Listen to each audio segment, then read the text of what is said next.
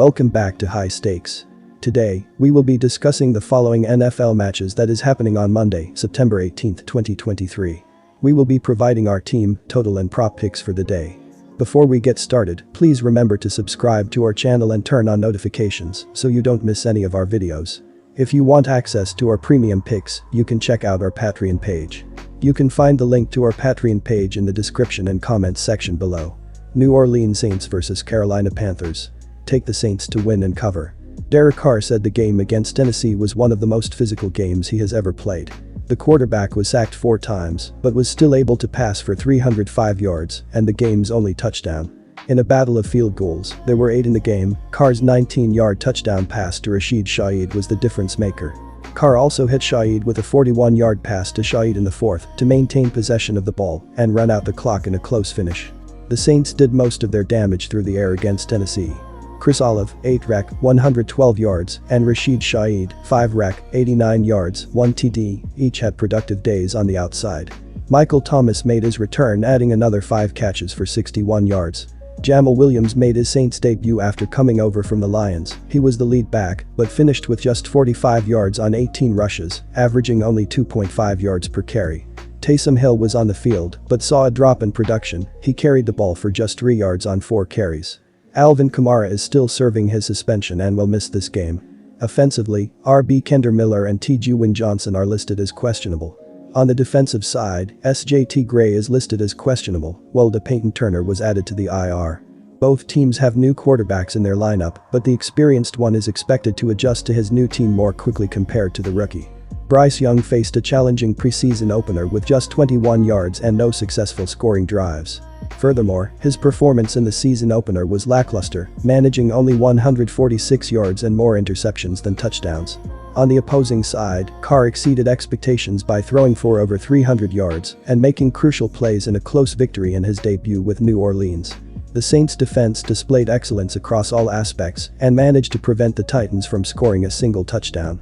Bryce Young is likely to encounter difficulties in orchestrating drives against a team that recorded 3 sacks and 3 interceptions last week. Although the Saints are still missing Kamara, Williams has proven to be a capable replacement until his return. In addition, the Saints' young receivers, Olave and Shaheed, outperformed any of the wide receivers on the Carolina team. When considering the overall picture, the Saints possess superior qualities in terms of quarterbacking, offensive weaponry, and defensive prowess. Take the over. And here is why. The number 1 pick in the draft had a slow start to his career as the Panthers suffered a loss in their opener. Young went 20-38 for 146 yards with 2 interceptions with just 1 touchdown.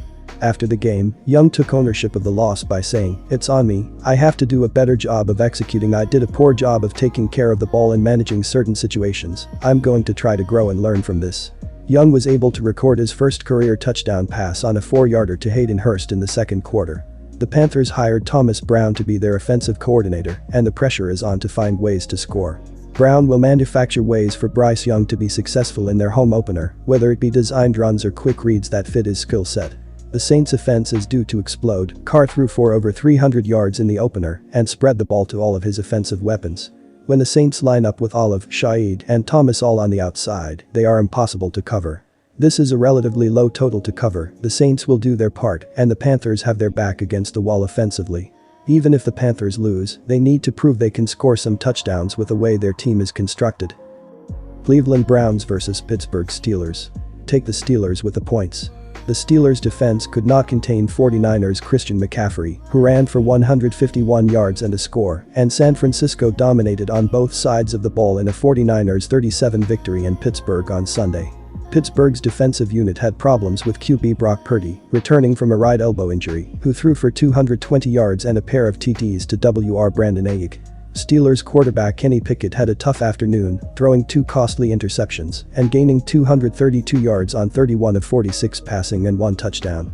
The running game never got going, rushing for only 41 yards, with Najee Harris leading the way with 31.